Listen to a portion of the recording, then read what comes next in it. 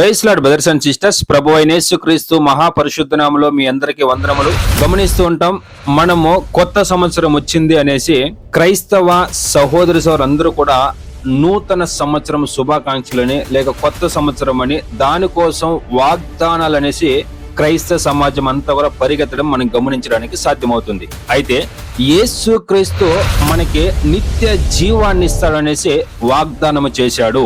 ఆ నిత్య జీవం ఎలా మనకు వస్తుంది అనేది మనమందరము కూడా బహుబాగుగా ఎరిగి ఉండాలి.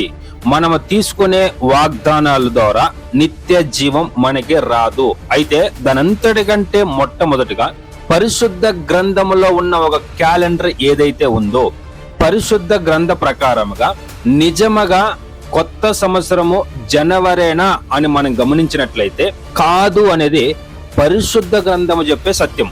అయితే ఈ రోజుల్లో మనం గమనిస్తున్న లోకమంతా కూడా ఫాలో చేస్తున్న క్యాలెండర్ ఏది అంటే గ్రెగోరీ క్యాలెండర్ అనేది మనందరికీ తెలిసిన విషయమే. అయితే ఈ క్యాలెండర్ ప్రకారముగా మనం ఏదైతే క్రైస్తవ సమాజము గానీ లేక అందరూ కూడా చేసుకుంటున్న విధానంగా కొత్త సంవత్సరం జనవరేనా అని మనం గమనించినట్లయితే కాదు అనేది స్పష్టముగా చాలా మందికి ఎరిగిన ఒక విషయమే.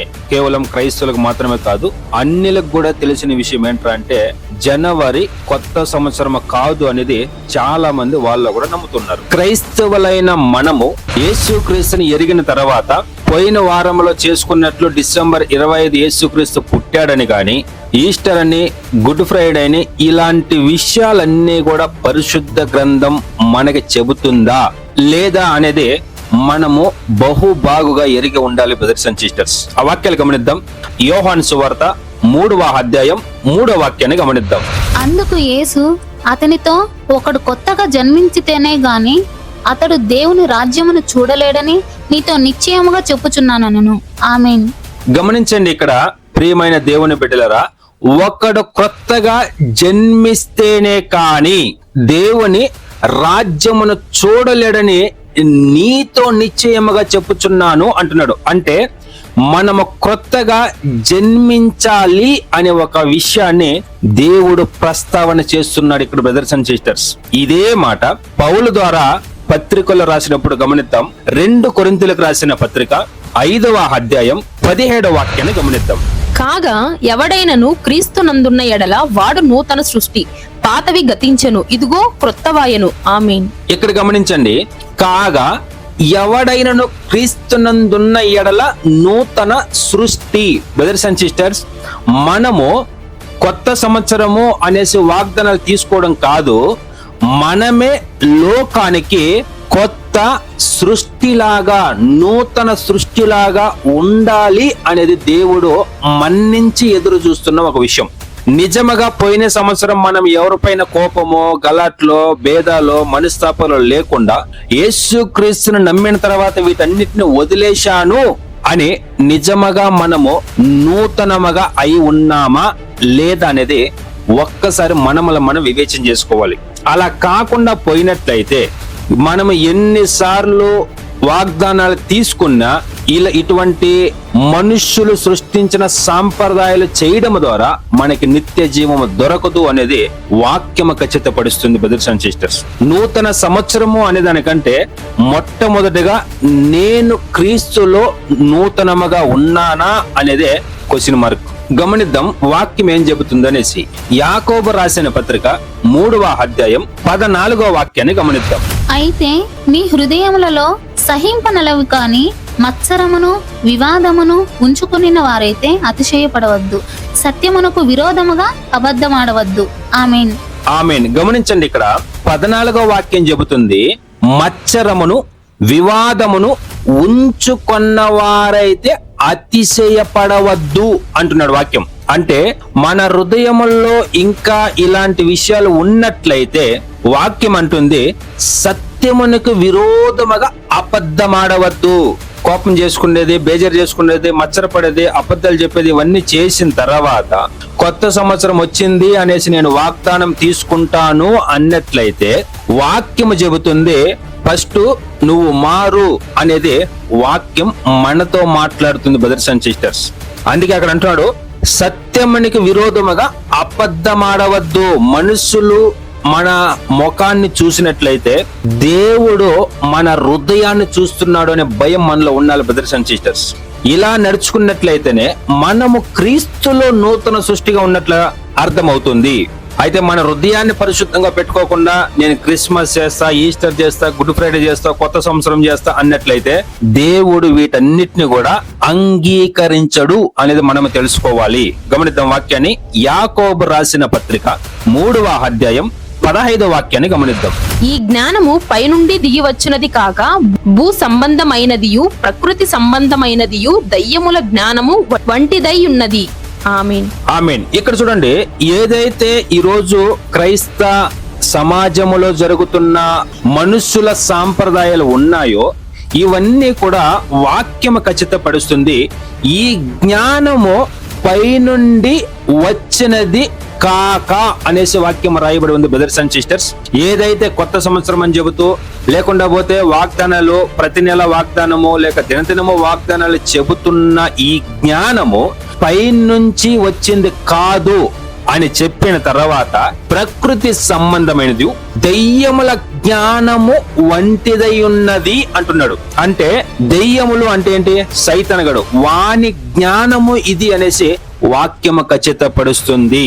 ఈ రోజుల్లో ఎవరైతే అపోస్తుల బోధన విడిచిన తర్వాత ఈ సాంప్రదాయాలు ఎవరైతే చేస్తున్నారో వీళ్ళందరినీ వాక్యము చెబుతుంది ఏంట్రా అంటే ఇది దెయ్యముల జ్ఞానము అనే వాక్యం అంటుంది బ్రదర్స్ అండ్ సిస్టర్స్. గమనిద్దాం, మరో వాక్యం రాయబడి ఉంది. కొలస్సీలకు రాసిన పత్రిక 2వ అధ్యాయం 8వ వాక్యాన్ని గమనిద్దాం. ఆయనను అనుసరింపక మనుష్యుల పారంపర్యాచారమును అనగా ఈ లోక సంబంధమైన మూల పాఠములను అనుసరించి మోసకరమైన నిరర్థక తత్వ జ్ఞానము చేత మిమ్మును చెరపట్టుకుని పోవు వాడెవడైనా ఉండునేమో అని జాగ్రత్తగా ఉండుడి. ఆమేన్. ఆమేన్.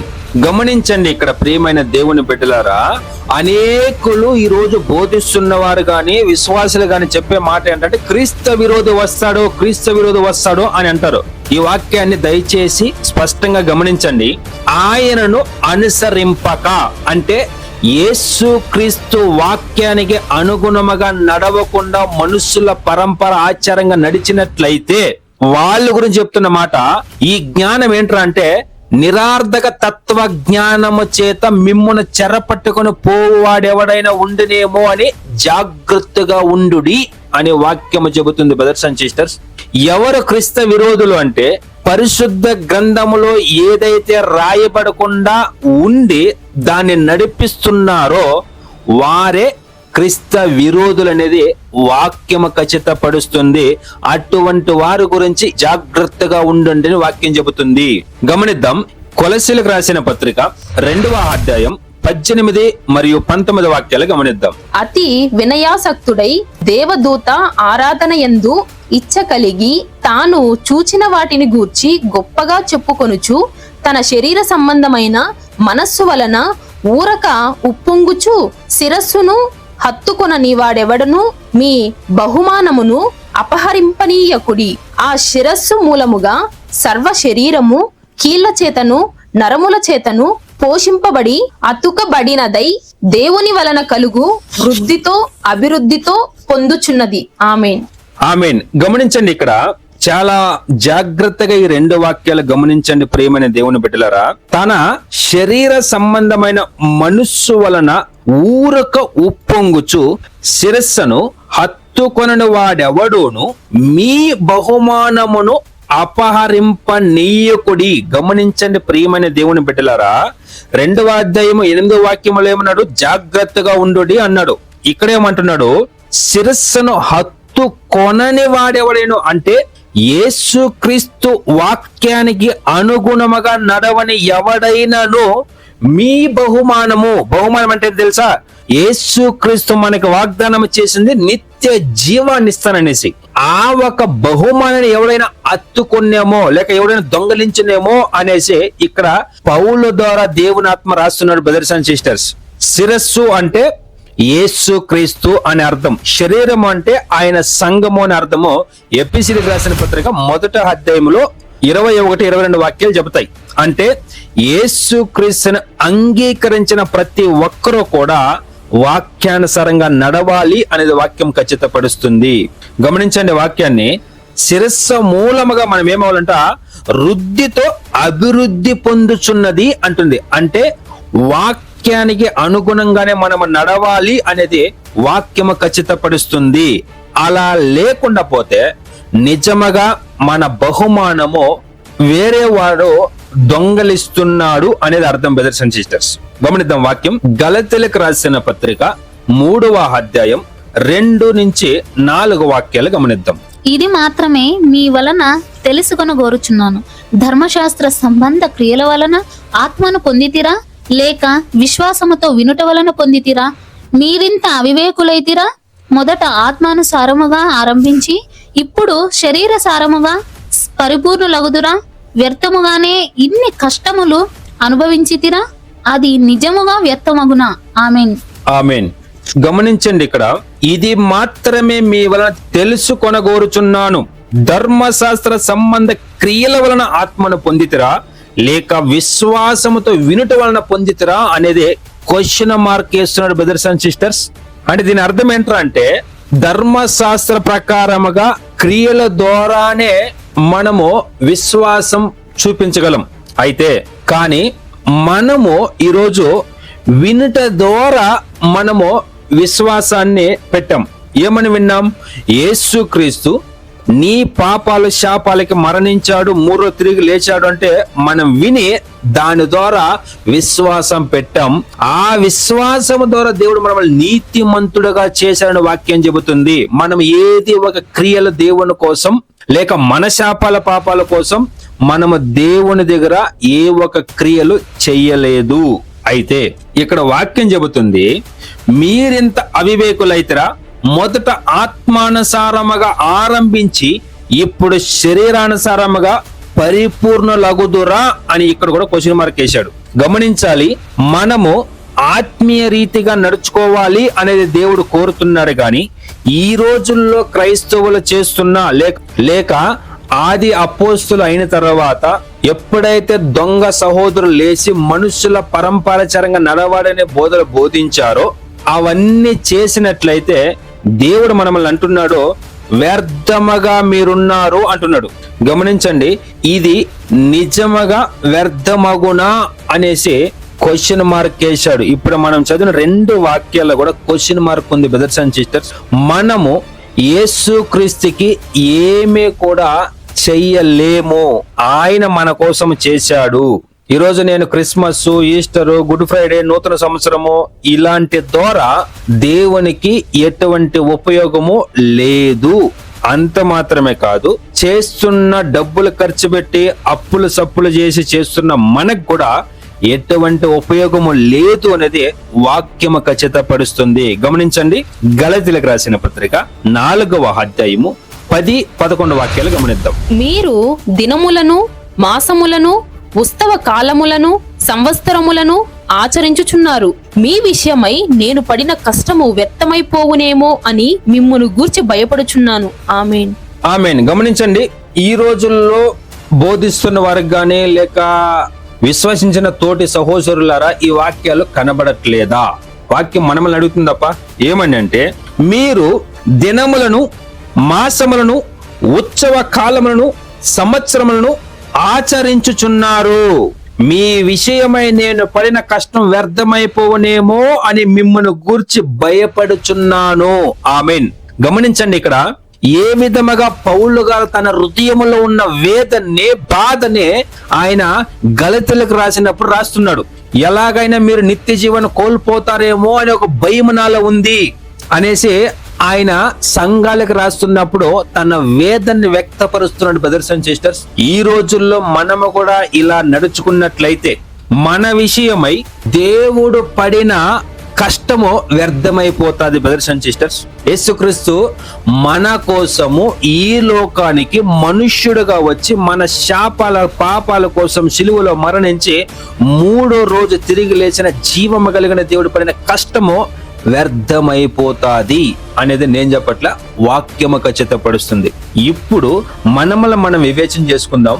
మనకి మనుషుల సాంప్రదాయాలు కావాలన్నా లేక మనల్ని ప్రేమించి మన కోసం ప్రాణం పెట్టిన యేసుక్రీస్తు మార్గం కావాలన్నా అనేది మనల్ని మనం ఒక్కసారి వివేచన చేసుకోవాలి బ్రదర్స్ అండ్ సిస్టర్స్. గమనిద్దాం, ఒకవేళ మనం ఇలా నడుచుకున్నట్లయితే, మనుషుల సాంప్రదాయ ప్రకారంగా మనం నడుచుకున్నట్లయితే వాక్యం ఏం చెబుతుంది అని గమనిద్దాం. యాకోబు రాసిన పత్రిక 4వ అధ్యాయం 17వ వాక్యాన్ని గమనిద్దాం. కాబట్టి మేలైనది చేయనెరిగియు అలాగు చేయని వానికి పాపము కలుగును. ఆమేన్. ఆమేన్. గమనించండి, కాబట్టి మేలైనది చేయు నెరిగియు అలా చేయకుండా పోతే పాపం అంట. పరిశుద్ధ గ్రంథములో ఈరోజు క్రైస్తవ సమాజంలో జరుగుతున్న ఏ సాంప్రదాయాల గురించి పరిశుద్ధ గ్రంథం చెప్పలేదు. అలా చేస్తున్నాము అంటే మనుషుల్ని సంపాదించుకోవడానికి. అయితే అది ఏమంటున్నాడు దేవుడు? పాపము అంటున్నాడు. అంటే ఈ రోజుల్లో కూడా యేసుక్రీస్తు చెప్పని విషయాలు మనం చేసినట్లయితే పాపులు అనేదే మన క్రియల ద్వారా మనమే వ్యక్తపరుస్తున్నాం బ్రదర్స్ అండ్ సిస్టర్స్. మరి మనం పాపము చేసేట్లయితే మరి ఎందుకు యేసుక్రీస్తుని మనం అంగీకరించింది వ్యర్థమైపోతుంది కదా. ఇదే మనం చదివింది గలతీలకు రాసిన పత్రికలో. దయచేసి మనం వివేచన చేసుకుందాం బ్రదర్స్ అండ్ సిస్టర్స్. ప్రకటన గ్రంథం 22వ అధ్యాయం 9వ వాక్యాన్ని గమనిద్దాం. అతడు, వద్దు సుమి, నేను నీతోనూ ప్రవక్తలైన మీ సహోదరులతోనూ ఈ గ్రంథమందున్న వాక్యములను గైకొను వారితోనూ సహదాసుడను, దేవునికే నమస్కారము చేయుమని చెప్పెను. ఆమేన్. ఆమేన్. ఇక్కడ గమనించండి, ఈ గ్రంథమందున్న వాక్యమును కైగొన్న వారితో సహా దాసుడను అంటే పరిశుద్ధ గ్రంథములో ఏదైతే దేవుడు ప్రస్తావన చేశాడో దాని ప్రకారంగా అంత మాత్రమే కాకుండా ఈ వాక్యానుసారంగా నడుచుకున్న వాడితో సహా దాసుడును అనేసి యోహాను గారు ఇక్కడ ప్రస్తావన చేస్తున్నారు.